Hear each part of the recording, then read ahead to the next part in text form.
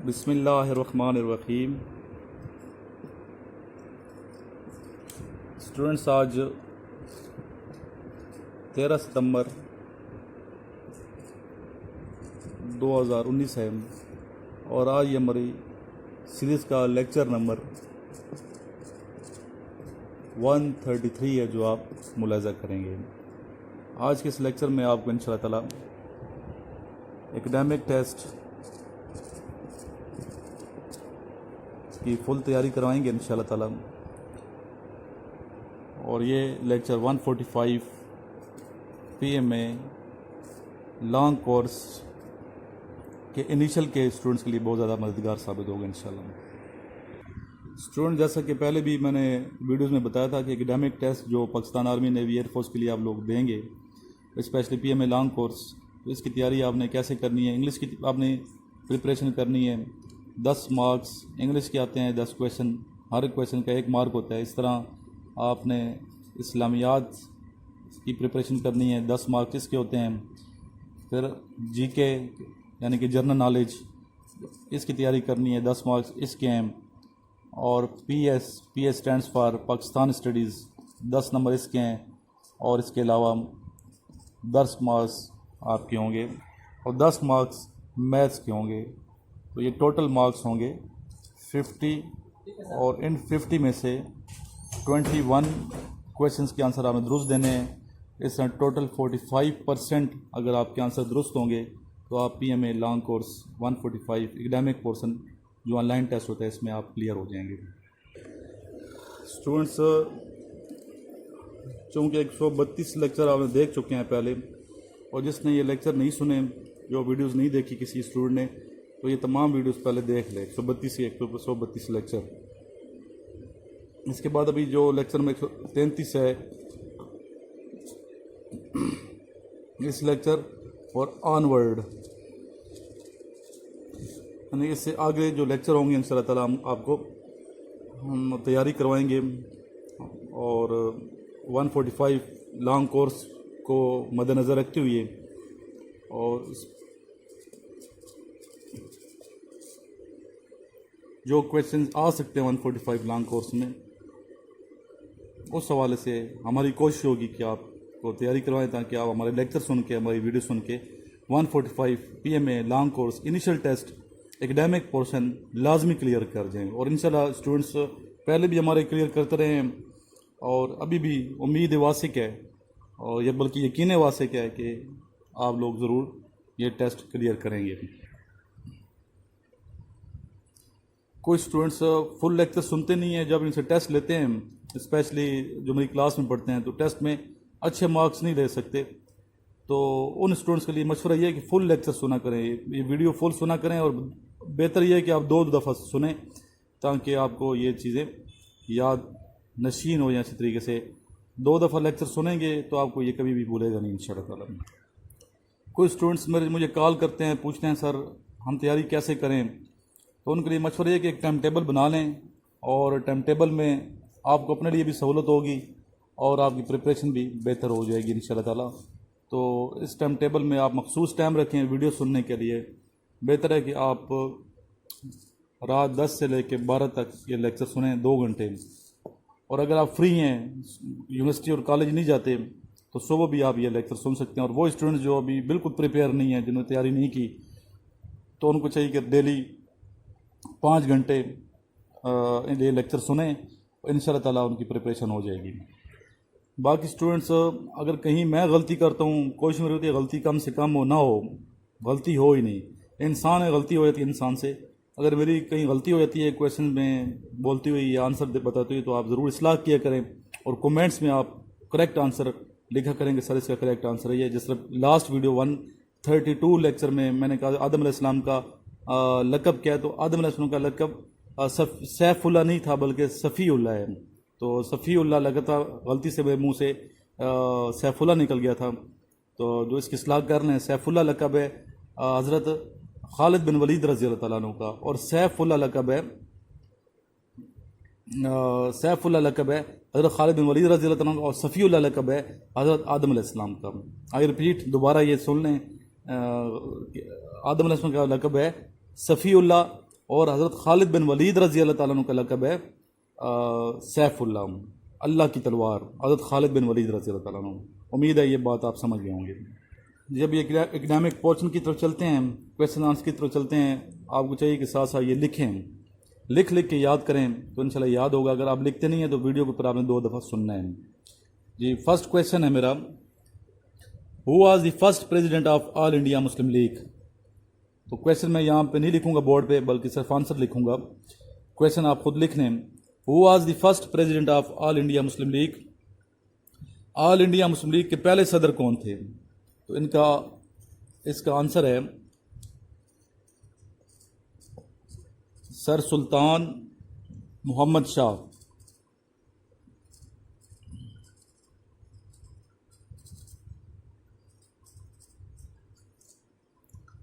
سر سلطان محمد شاہ،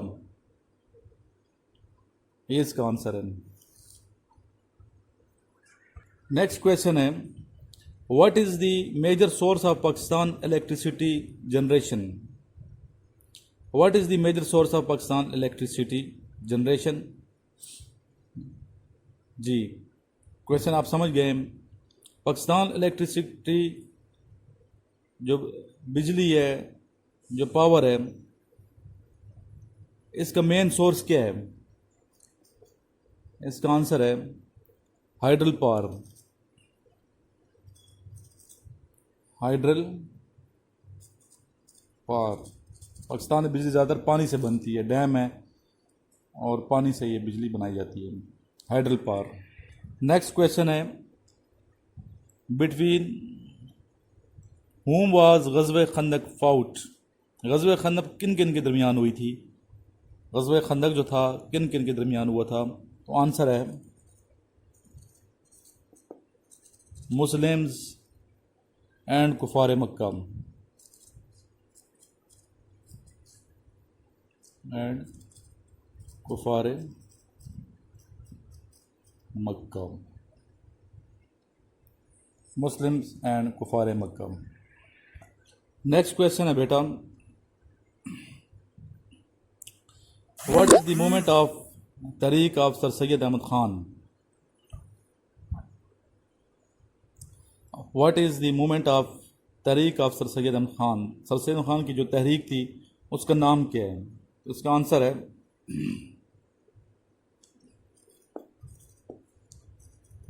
علی گڑھ movement.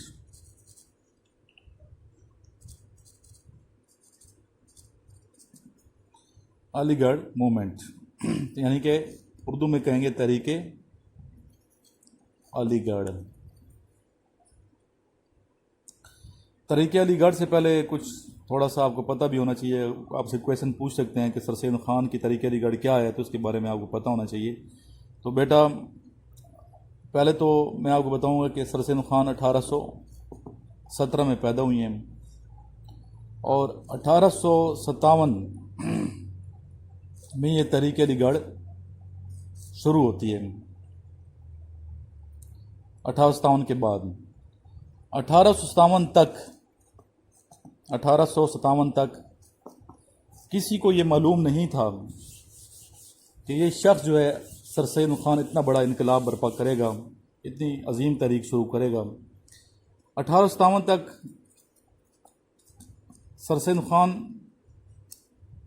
As a ادیب مشہور ہو چکے تھے، 14 کتابیں آپ نے شائع کرائی تھی اپنی ادب کی، لیکن پھر بھی کسی کو پتہ نہیں کہ یہ شخص اتنا عظیم انقلاب برپا کرے گا برصغیر میں۔ 1857 میں مسلمانوں اور ہندوؤں نے مل کے انگریز کے خلاف ایک لڑائی لڑی۔ انگریز برصغیر کے مسلمانوں نے برصغیر میں انگریزوں سے چھٹکارا حاصل کرنے کے لیے، آپ کو پتہ ہے کہ انگریز کس طریقے سے برصغیر میں آئے تھے، اس کی ہسٹری آپ پڑھ چکے ہیں FSC میں۔ تو جب یہ شروع میں انگریز یہاں آ رہے تھے تو انہوں نے یہاں آ کے اپنی زبان سیکھی، ان کی زبان سیکھی، اردو زبان سیکھی، فارسی کو ختم کر دیا۔ اور فارسی کو کب ختم کیا؟ 1837 میں فارسی کو ختم کر کے انگریزی زبان کو سرکاری زبان کا درجہ دے دیا، اور جب اس علاقے پر انگریز چھا گئے، اور خاص کر 1799 وہ ڈیٹ ہے جب ٹیپو سلطان کو انگریزوں نے شہید کر دیا تھا۔ تو 1799 کے بعد انگریز اس علاقے پہ چھا چکا تھا، اور بہادر شاہ ظفر جو تھا آخری مغلیہ ہندوستان کا جو بادشاہ تھا مسلمان، اس کی حکومت برائے نام تھی۔ تو 1857 وہ تاریخ ہے، وہ سن ہے جب انگریز کے خلاف مسلمانوں اور ہندوؤں نے مل کر ایک لڑائی لڑی، جسے ہم جنگ آزادی کا نام دیتے ہیں۔ مسلمان اور ہندو کیا کہتے ہیں؟ جنگ آزادی۔ جب آپ سے کوئی پوچھے کہ جنگ آزادی کون سی جنگ ہے تو آپ کو پتہ ہونا چاہیے کہ 1857 کی جنگ کو جنگ آزادی کہتے ہیں۔ اچھا بیٹا، اس جنگ میں مسلمانوں اور ہندوؤں کو شکست کا سامنا کرنا پڑا۔ اس کی وجہ کیا تھی؟ دو وجوہات تھی مین۔ نمبر ایک وجہ یہ تھی کہ ہندوؤں اور مسلمانوں میں وہ اتفاق نہیں تھا، اتفاق کی کمی تھی۔ اس طریقے سے انہوں نے اتفاق نہیں کیا تھا جس طرح اتفاق کرنا چاہیے تھا، کیونکہ دونوں کے مذاہب الگ الگ ہیں۔ اس وجہ سے دونوں نے اتفاق نہیں کیا، اور جس کی وجہ سے اس جنگ میں ناکامی کا سامنا کرنا پڑا۔ اور دوسرا پہلو اسلحے کی کمی تھی، اسلحے کی کمی تھی مسلمانوں کے بعد اور ہندوؤں کے پاس، اور انگریز کا اسلحہ بہت اچھا تھا، اس کی وجہ سے وہ جنگ جیت گئے۔ اچھا، جب یہ جنگ جیت گیا 1857 کی جنگ، تو انگریز نے اس جنگ کا نام غدر رکھا کہ مسلمانوں اور ہندوؤں نے ہمارے خلاف غداری کی ہے، اور وہ اس جنگ کو غدر کے نام سے یاد کرتے ہیں، غدر، ٹھیک ہے، اور ہم لوگ اسے جنگ آزادی کہتے ہیں۔ یہ آپ کے ذہن میں یہ بات ہونی چاہیے۔ اس جنگ میں جب ناکامی ہو گئی مسلمانوں اور ہندوؤں کو، تو انگریز نے مسلمانوں اور ہندوؤں کو اور زیادہ تنگ کرنا شروع کر دیا، اور مسلمانوں کی نسبت ہندوؤں کو ساتھ لے کر چلے گئے۔ انگریز کیوں ہندوؤں کو ساتھ لے کر چلا تھا؟ اس لیے ساتھ لے کے چلا تھا، وہ ہندوؤں کی تاریخ سے واقف تھے کہ ہندو جو ہیں اگر ترقی کر بھی لیں گے تو دلیر نہیں ہیں، اور ایک بزدل قوم ہے، اور ہم پہ چھا نہیں سکتے، حکومت نہیں کر سکتے۔ تو اچھی اچھی نوکریاں انہوں نے ہندوؤں کو دی، تعلیم کے دروازے انہوں نے ہندوؤں کے لیے کھول دیے، اور مسلمانوں پر نوکریوں کے دروازے انہوں نے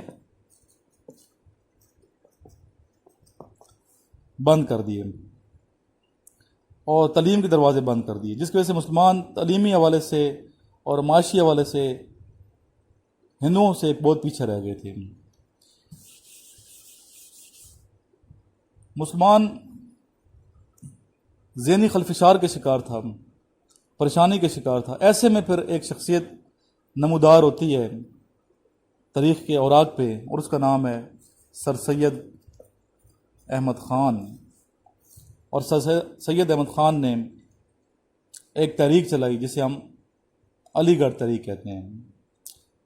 1869، یہ ڈیٹ صاحب لکھتے جائیں، اب یاد ہونے، 1869 وہ سن ہے جب سر سید احمد خان اپنے بیٹے کو اعلیٰ تعلیم دلانے کے لیے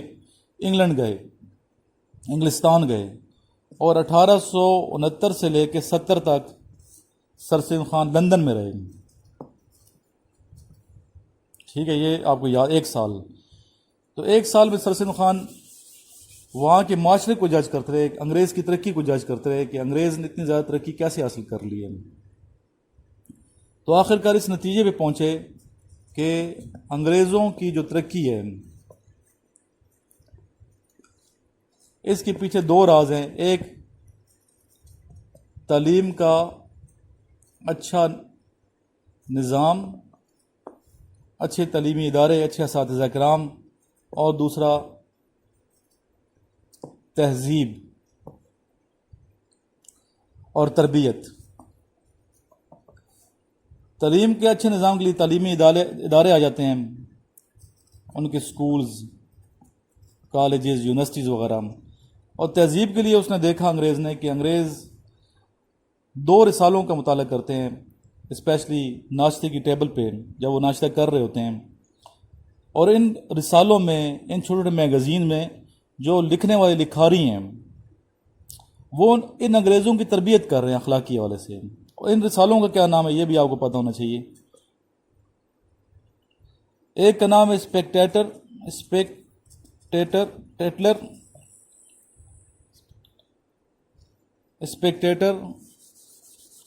سوری یہ صحیح کرنا، اسپیکٹیٹر.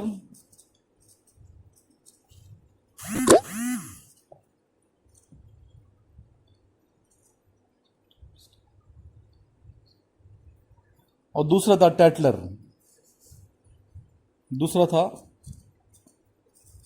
ٹیٹلر.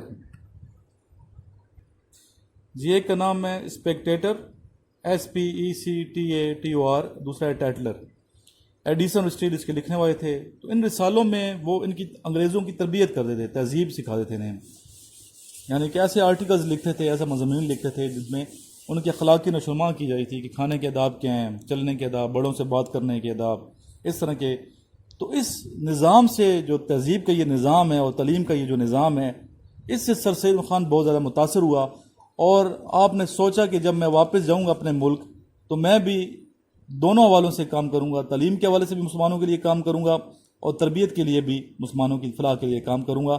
چنانچہ سر سید خان جب واپس 1870 میں آتے ہیں ہندوستان بر صغیر، تو اس نے آتے ہی 1870 میں ایک رسالہ جاری کیا جس کا نام ہے تہذیب الاخلاق.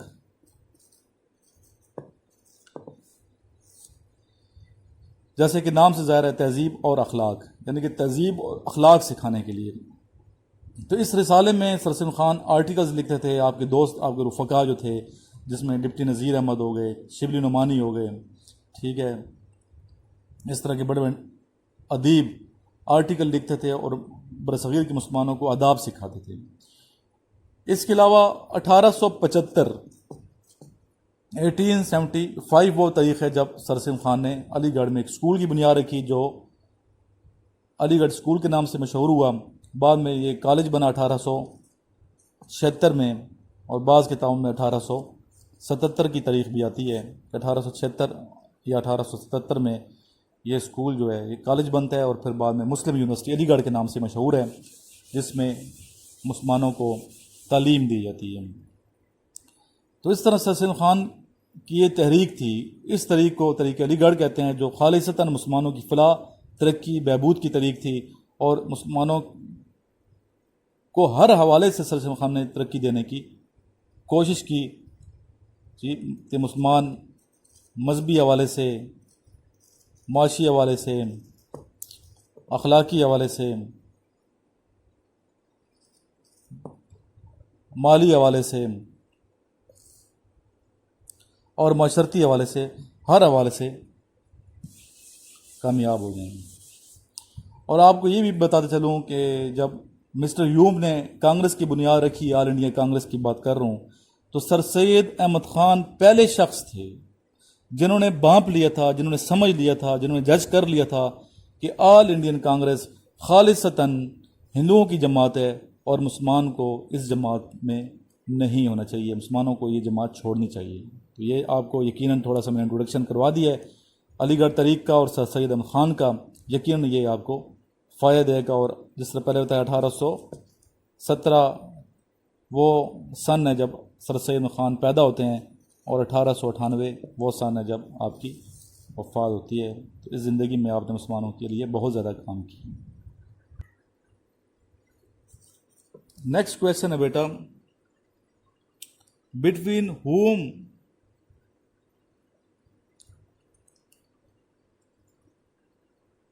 واز دی غزوہ تبوک فاؤٹ؟ غزوہ تبوک کن کن کے درمیان ہوا تھا؟ اس کا آنسر ہے کیسر روم اینڈ مسلمس. اور یہ کب ہوا تھا یہ بھی آپ کو تاریخ پتہ ہونی چاہیے. یہ ہوا تھا 9 ہجری 631 AD، یعنی کہ عیسوی.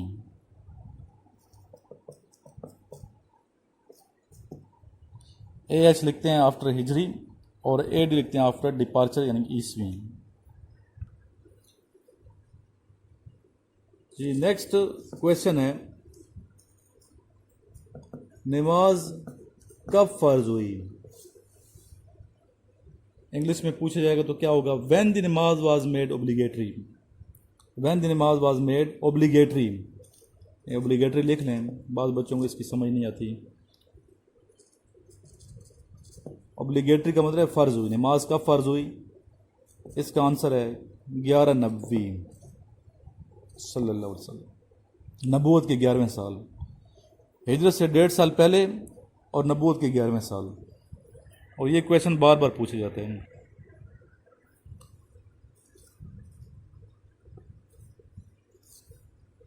जी बेटा नेक्स्ट क्वेश्चन है, where is the permanent secretariat of SAARC located?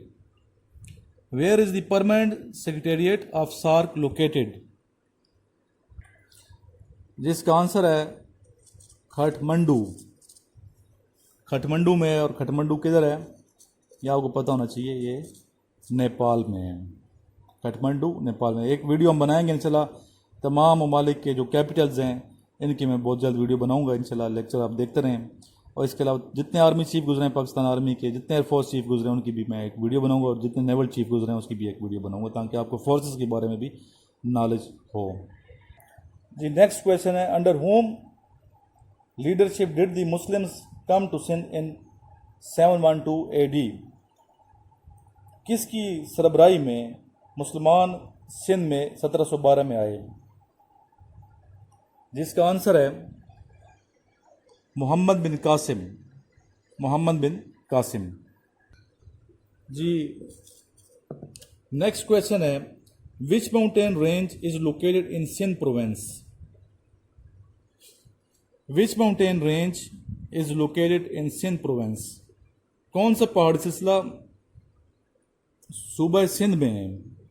आसान, आप उर्दू में भी लिख सकते हैं, इंग्लिश में भी लिख सकते हैं, इट्स अप टू यू। तो इसका आंसर है बेटा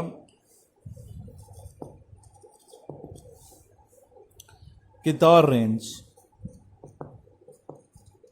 कितार रेंज यानी कि पहाड़ी सिलसिला कितार। अभी बेटा मेरी कोशिश होगी कि डेली में 3 जो है ना लेक्चर अपलोड करूं।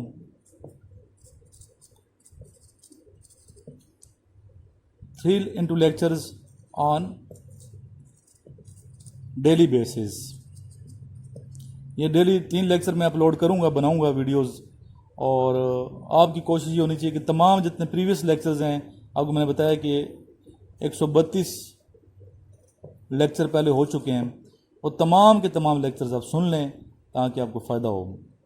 और वीडियोस को ज़रूर आप शेयर किया करें, लाइक किया करें, और कमेंट भी दिया करें। आपके अच्छे अच्छे कमेंट्स हमारी हौसला अफजाई होती है, और अब मज़ीद अच्छे लेक्चर्स बनाने की जानिब रवां दवा होते हैं। आखिर में हम दुआ करेंगे, अल्लाह ताला आप सबको कामयाबी अता फरमाए। और आज जुम्मतुल मुबारक है, तो इस जुम्मे को आपको पता है मुजफ्फराबाद में इमरान खान हमारे जो प्राइम मिनिस्टर है वो जा रहे हैं और यकजहती कश्मीर के लिए, कश्मीरी मुसलमानों के साथ यकजहती के लिए। तो हम कश्मीरी